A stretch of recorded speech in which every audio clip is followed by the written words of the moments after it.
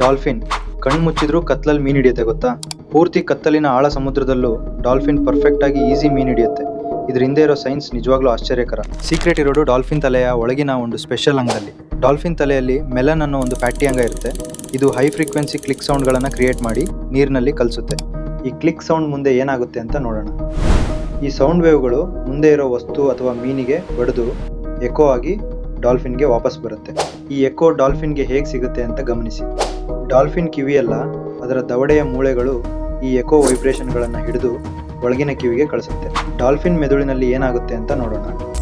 Dolphin ಮೆದುಳು eco ಬಂದ time ಮತ್ತು ಡೈರೆಕ್ಷನ್ ಅನಾಲಿಸಿಸ್ ಮಾಡಿ ವಸ್ತುವಿನ ಆಕಾರ, ಗಾತ್ರ ಮತ್ತು ಡಿಸ್ಟೆನ್ಸ್ನ ಒಂದು 3D ಪಿಕ್ಚರ್ ತಯಾರಿಸುತ್ತೆ. ಇದು ಎಷ್ಟು ಪ್ರಿಸೈಸ್ ಆಗಿ ಕೆಲಸ ಮಾಡುತ್ತೆ ಅಂತ ಒಮ್ಮೆ ಗಮನಿಸಿ.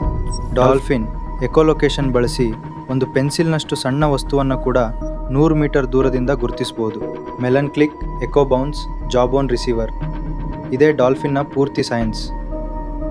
ಇಂತಹ ಪ್ರೊಫೆಷನಲ್ ನೇಚರ್ ಫ್ಯಾಕ್ಟ್ಸ್ಗಾಗಿ ಫಾಲೋ ಮಾಡಿ